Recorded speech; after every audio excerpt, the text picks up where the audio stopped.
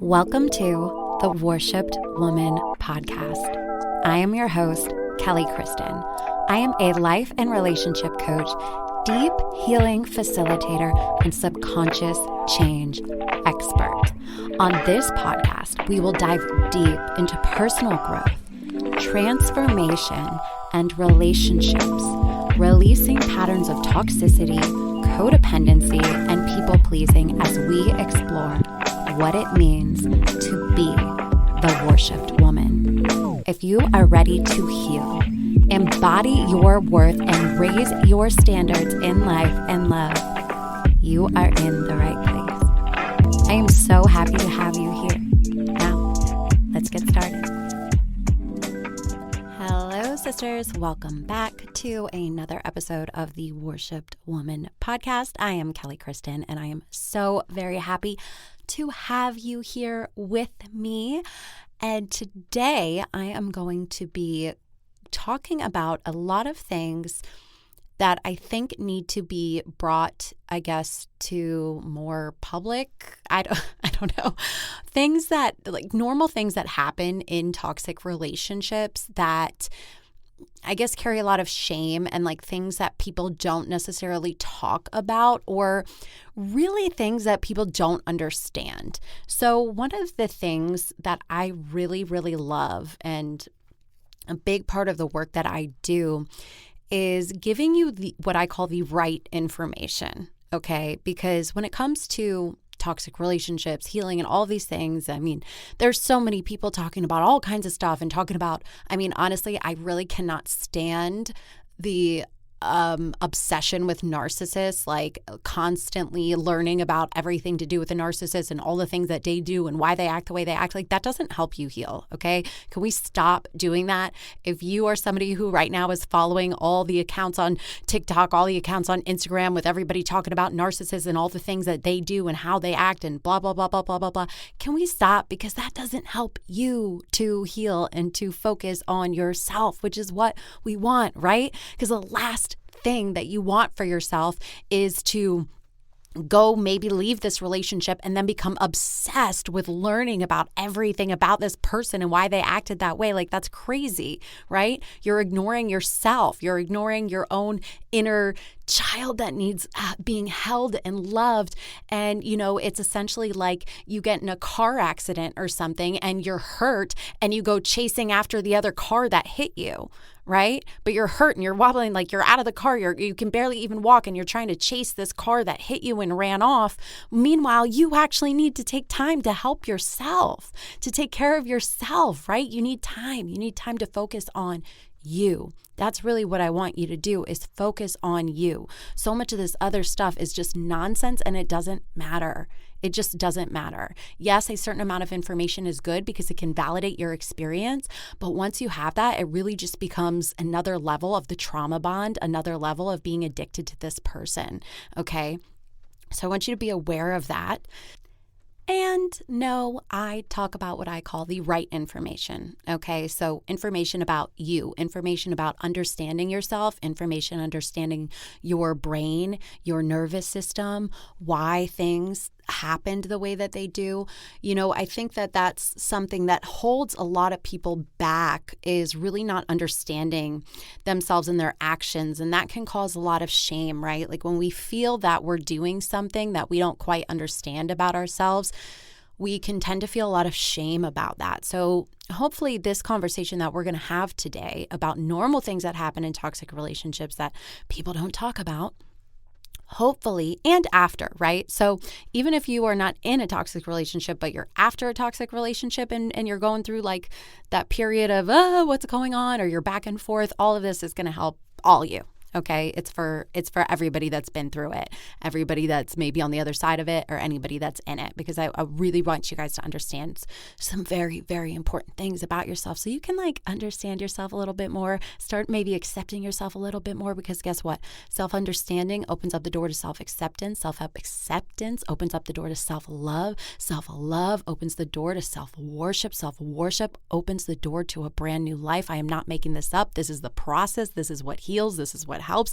This is what is possible for you when you actually do the work. And And before we get super into the meat of the episode, I do want to remind you that Heal, Rise, Thrive, which is my group program for women that want to heal from toxic relationships.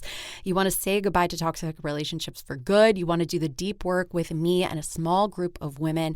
This is not just like another program. This is an experience. It's an experience that covers the right information, the deep subconscious change work that we need to do to be able to heal your subconscious, heal your inner child, and the embodiment work that's actually going to help you regulate your nervous system and help you release the trauma that you've been through in these relationships and really put you on a path to living what I call the thriving life and as a thriving woman. If that's what you are interested in, I'm going to put a link in the show notes for you to watch a video with the steps that the program takes you through. If you feel like, yes, I resonate with that, you do need to book a call. And you're actually going to book a call with me because this container is very important to me. I want to make sure that the women that come into it are right, they're ready.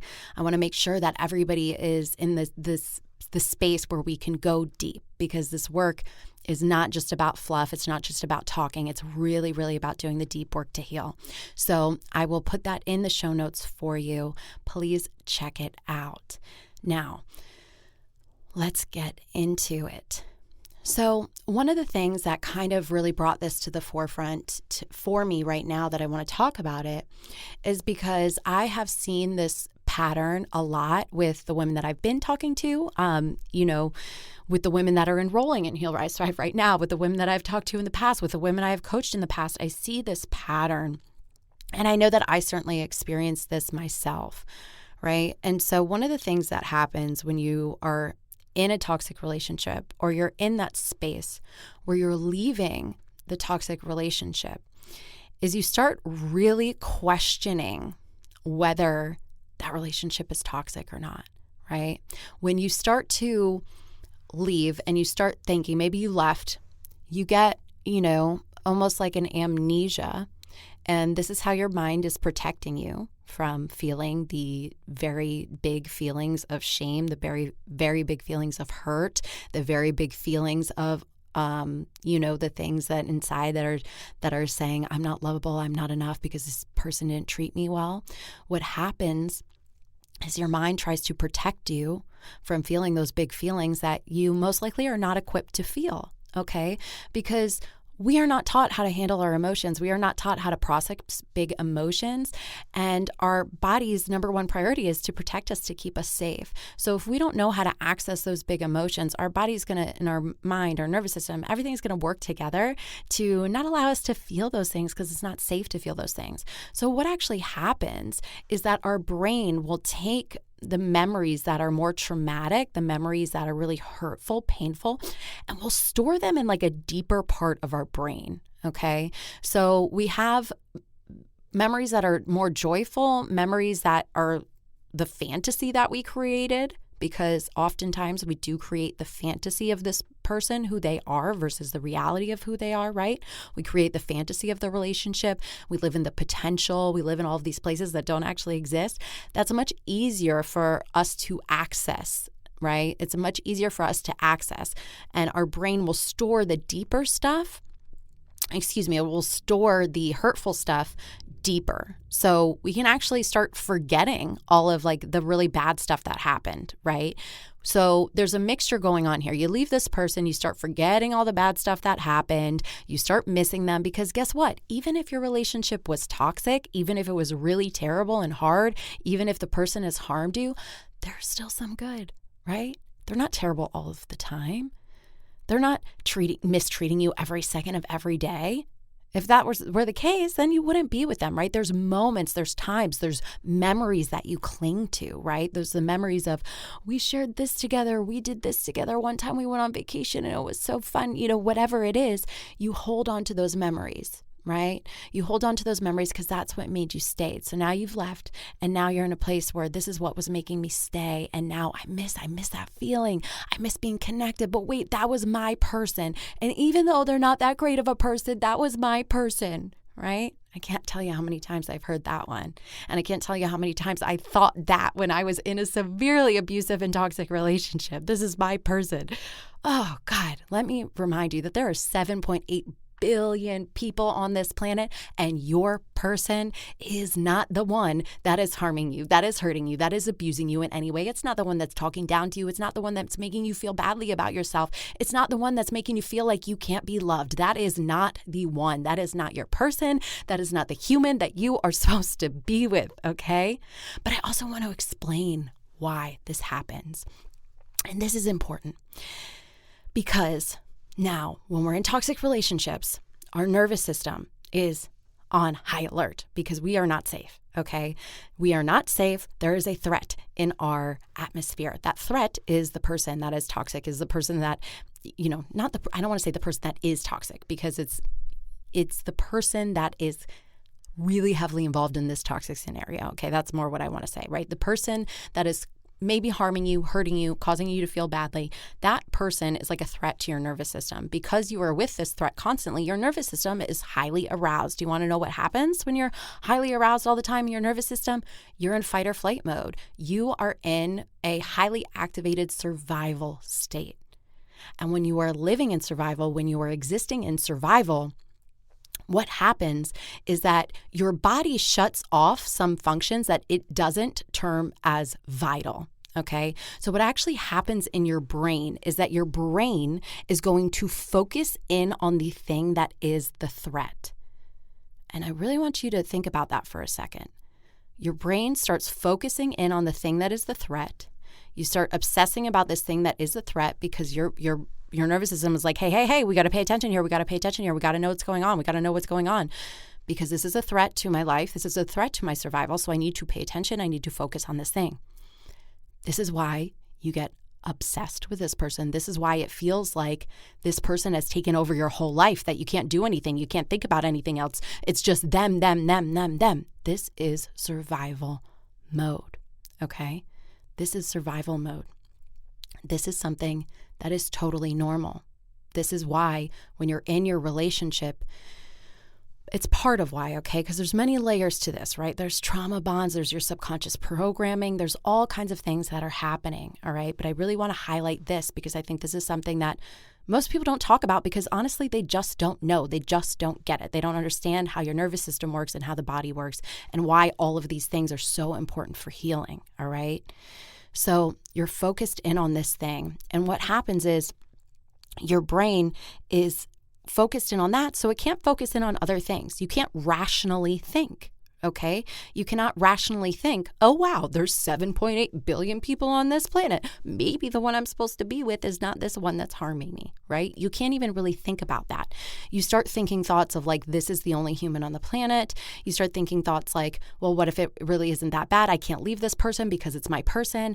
And you have that obsession, right? That obsession feeling. And maybe you've heard me say this before, but any time that you find yourself in a place of feeling like an obsession, feeling like I have to talk to this person, it has to be them, I can't be away from them, and you feel like that pull, right? You might not even like them in your mind. You're like, I know I don't like them. I know they're not good for me. This is not what I want for myself, but you feel like I have to be with them, that obsessive pull. That right there is trauma.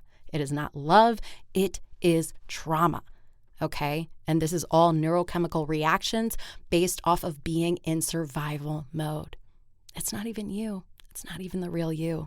And I want you to get that because there is a space where you can exist where you're not living in survival mode, where you're living in a place where your nervous system knows that you are safe, where you can regulate your emotions, where you can feel things and be okay, where you're not stressed out constantly. That is possible for you, but you have to choose it and you have to work for it.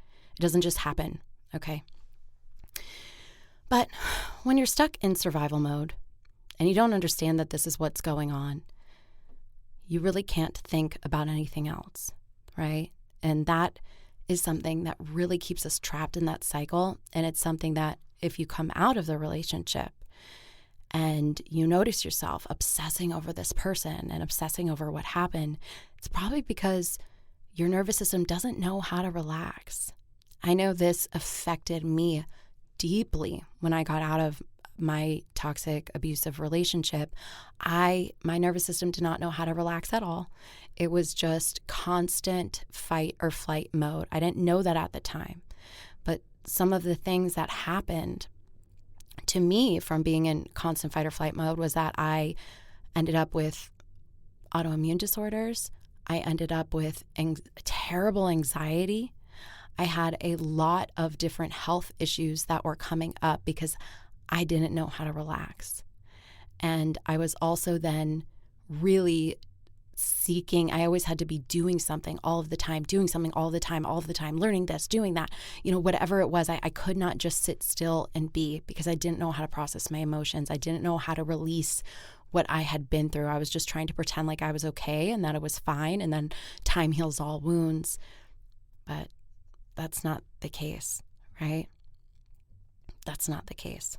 So I want you to know all of that is normal. And I also want you to know that it's normal to start questioning your experience, right? We already kind of talked about that, but also start going down the rabbit hole of like, why are you not good enough for this person to have treated you better, right? Like, why did this person not choose you? Why didn't they treat you better? Like, what about you is not good enough? Okay. And I want to tell you just how false of a way of thinking that is, okay? Because your worth has nothing to do with how other people treat you. Your worth, your deservingness, first of all, those are completely made up concepts, right? Like the idea of being worthy or not worthy, it's completely made up. I talk about this in the Worthy Woman workshop. But somebody else not being able to see your worth or value doesn't determine your worth or value, okay? That's on them. Their behavior is on them. It has nothing to do with you. Somebody else's behavior, how they treat you, has to do with them. How you allow yourself to be treated has to deal with you and your level of self-esteem, right? The estimation that you put on yourself. And that's oftentimes what we have to work on, is increasing we don't have to increase your self-worth, okay? Because your self-worth is there. It's already 100%. You're worthy. Boom, there you go. You have it. But what you have to increase is your self-esteem, the self-estimation that you have of yourself, okay? How you think about yourself, how you feel about yourself, because that's going to determine whether or not you let people treat you badly or not, right? So it doesn't have to do with this other person. But that's a totally normal thought process. And if you've had those thoughts, if you start thinking, why didn't they choose me? Why am I not lovable enough? Why am I not good enough? You can choose to stop those thoughts and go, no, I am lovable. I am good enough. But you know what? We're not the right match. And why would I want somebody like that to choose me? Why would I want somebody who is so mean to me, terrible to me, does these bad things to me, whatever it is? Why would I want them to choose me and love me? When in reality, I am lovable, I am worthy, and I need to find somebody who already sees that. My job in this life is not to make somebody see me as worthy. That's crazy. We waste so much of our life trying to prove our worth to other people so that they can tell us that we're worthy. But guess what? When we don't believe that inside, we wouldn't even believe that from the other person. That's all childhood wounding. That's all childhood wounding. That's all that it is. And it is not possible. Relationships cannot validate your worth for you. You have to do that. You have to do that, okay? But it's normal. It's a normal thought. And so I want you to know, if you're having these thoughts, you're having these feelings, you want to know what a normal thought is too? And it's kind of funny, but it happens so often, is, well, what if, we break up and they get together with somebody else, and what if they treat her better? What if they treat her good? Yeah, what if? I hope so. I hope that somehow they do a lot of healing work and they fix themselves and they start treating people right. I really do. But what's that got to do with you? Really think about it. The only reason that you think that is because deep down you have the belief of feeling not lovable, of feeling not good enough, and that happening, you're terrified that would happen, that they would leave you and treat somebody better, because it would validate that for you. It would validate that belief that you're not good enough or that you're not lovable. Our beliefs are self-fulfilling prophecies.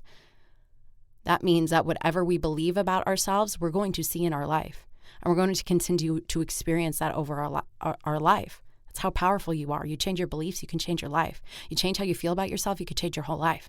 But you got to do the work to shift it. You got to do the work to change it. And it's not just from repeating affirmations over and over again. It's from actually stepping into the subconscious work, right? Reprogramming, rewiring our neurons firing together, wiring together to embody a new belief, a new energy, a new way of being. That's what we have to do. You can't simply say things and expect them to change. You actually have to do sometimes that nitty-gritty work, right? It's not easy. It's not comfortable. Like, healing from this shit is not easy and it's not comfortable. And I'm going to just tell you that outright. Anybody who tells you otherwise I don't know what they're doing. Okay. Because you have to look at these parts of yourself that have settled for abuse, that have settled for being hurt, that have settled for these things that you don't actually deserve, because there's part of you that is sitting there and saying, yes, I deserve this. And to look at that part of yourself hurts and it sucks. All breakups hurt, but you know what? Breaking up from a toxic relationship hurts worse because you got so much work to do. And you got to do it. Otherwise, you're going to repeat the patterns over and over and over again.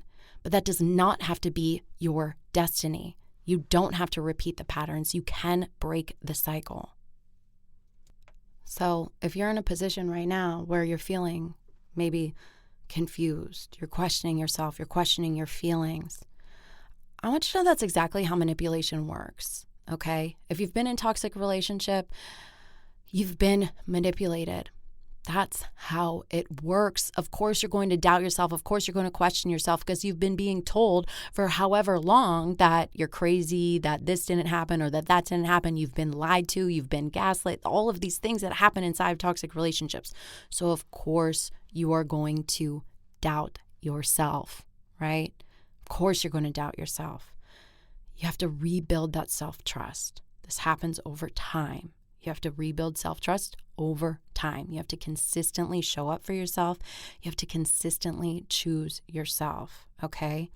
Now, I want to talk about a part of this manipulation that happens. Certainly, there's a couple different scenarios after leaving toxic relationships that usually happen. One is the person, instantly goes on and moves on and is with somebody else, right? And that's definitely very hurtful, harmful. It's painful, right? Because you start feeling like, what? I can't believe it, right? You start like, nothing that we had was real, all of those kinds of thoughts, right? But then there's another scenario where they don't leave you alone. They don't leave you alone. And they come back and they start talking about how they're going to change, and they start making all these promises of all the things that they're going to do and all of these things that they're sorry for. And if you are not in the place where you're really committed to yourself and choosing yourself, it's very easy to fall back into that manipulation. It's very, very easy. This is why going no contact is so important, guys. I know I stress this. I did a whole episode about this a few shows back. You should definitely listen to that if you're in this place. But going no contact is the absolute best way if you can. And the only way that you can't go no contact is like if you have kids with this person and you have to be in contact with them. And then there's different ways where you can speak and interact in a way where it's called gray rocking. You can go on YouTube. There's a million videos about it on YouTube, but it's essentially not giving somebody your emotional response, okay? It's like being as boring as a gray rock, right? There's different ways to go about this. But if you can go no contact, it's got to be no contact, because manipulators, people that are abusive, people that want to maintain power and control will do anything to maintain power and control. So that means lying to you. That means telling you exactly what it is that they know you want to hear to bring you back into that cycle so that they can maintain the power. And there's another shadow side to that I want to talk about, because part of that can feel a little good. If you've been in that relationship, you've been feeling hurt, you've been feeling down, and you finally decide to leave. You're like, I'm getting it together. I'm leaving this. I'm not taking this anymore. And then they come crawling back and they're like, I need you. I want you. I'll do anything to have you. Then all of a sudden you feel powerful. You feel good. You feel like, oh, maybe I am loved. Maybe I am wanted. And so you play into that dynamic because part of that feels good. Maybe this person can change for me. Maybe they will change for me, because now if I'm good enough, they will change. Again, a completely backwards way of thinking. Your good enoughness, your worth has nothing to do with somebody changing or not. That is up to them. And the likelihood of somebody changing from 1 week to the next, pretty fucking slim. Okay? Pretty slim. Not going to happen. Think about yourself. Think about how long you've been in your patterns. Think about how long you've been doing what you've been doing. And you're like, I'm going to change everything in a week. Not going to happen, right? Not going to happen. And you don't have to hang around while somebody else tries to figure this stuff out. That's not your responsibility. Your life is yours. Please live it. Please live your life. It is here for you to experience joy. Like literally, what if we are just put on this planet to experience joy, happiness, to have fun? Like, what if that's actually the purpose of life? And we're all sitting here in these terrible relationships for way too long, just trying to learn this lesson. You don't have to do it anymore. But it's normal to wonder why this person couldn't change for you. It's normal to wonder why. And the reality is that you don't have the power to make anyone change.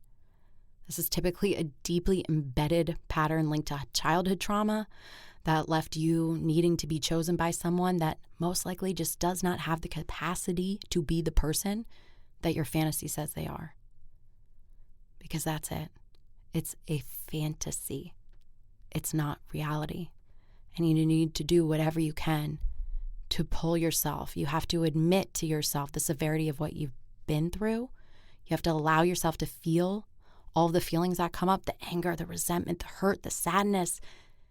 You actually have to feel it to be able to heal it, right?